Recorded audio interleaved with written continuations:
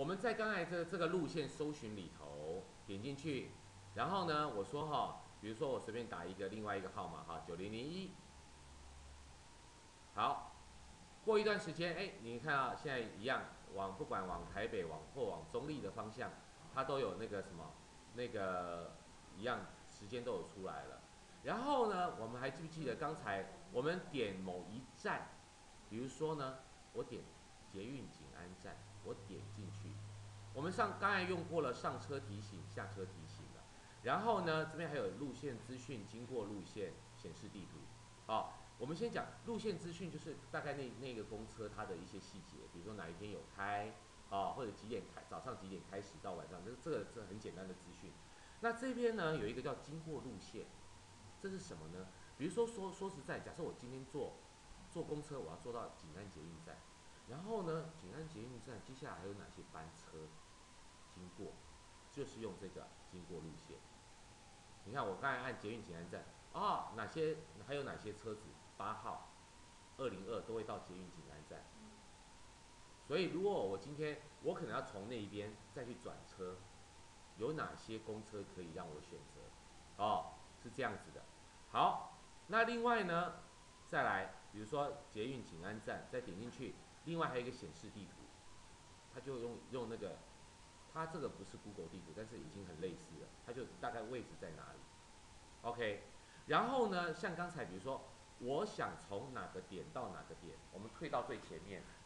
我们希望从哪个点到哪个点，就是路线规划。比如说呢，好，我的位置这里就是起点，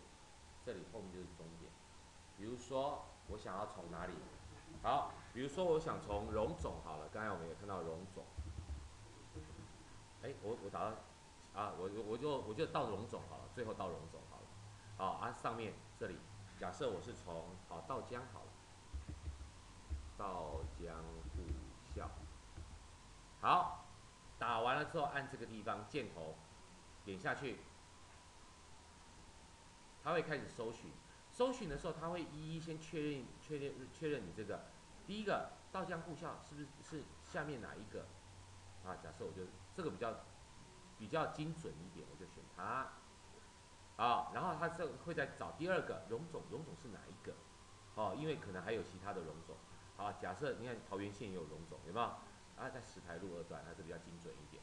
好，我只要这上下找到了，你看这边就帮你规划出来。你可以先走到那个什么，步行到稻江户校的这个车站，然后搭乘606坐到荣总，荣总再走2分钟就到了，这是一种做法。第二种在下面这里，我们一样走到稻江户家的站，坐277，然后到荣总停了之后，再去走这个 OK。好，甚至呢，来我看看这个它这个没有，这不完全是 Google 的功能。Google 的功能其实也差不多了啦。它就会列出，你看，它就可以看到这是它里面经过的路线，哎，但是呢，Google 它比较贴心，Google 的它会列出就从那个什么民权吉林路口，然后从吉林路口到荣总中间会过哪几站？嘿，下次我们介绍到 Google 地图的时候，我们再呈现给各位看。那至少呢，这个地方至少它可以点，你一点了之后，它就呈现277的这个车号的所有的车站站名。那至少它也可以帮你估出大概多少时间，53分钟可以从稻江户家到达荣总。OK， 其实它的方案找出很多个让你去选择，有285，所以你就可以说，今天都是从稻江户家走到吉林路口，你看嘛，几乎都是这个是直接到稻江户江站，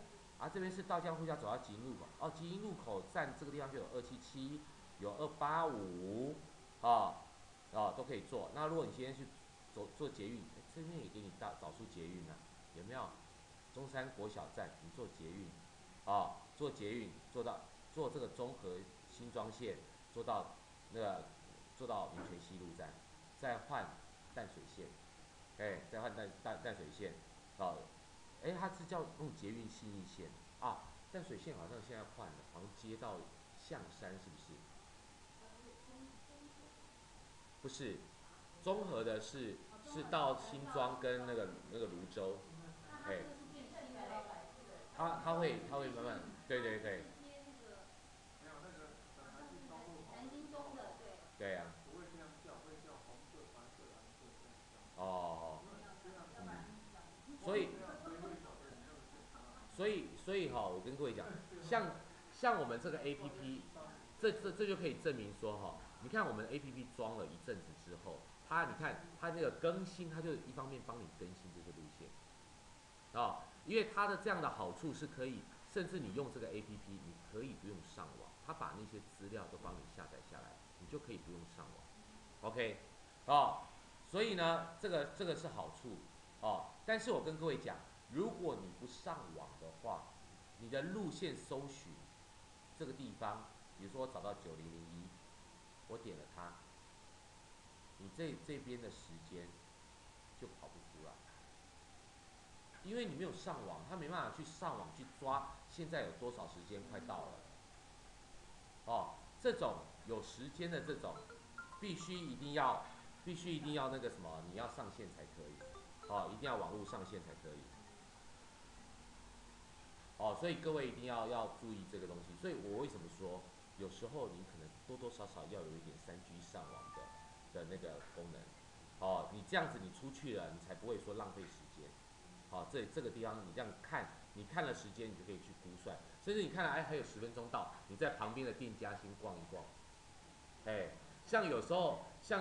有一次我在等着公车附近有一些手机店，我想要问他一些方案，那我就可以先看还有多久时间到，我就可以到店家号去问一问，然后估算个2、3分钟前，赶快再站出来，这样就好了。所以真的有这个有3G 上网，你在那个网络上能够查到这个时间的时候，你可以多做很多事情。OK， 好，各位可以再试一下。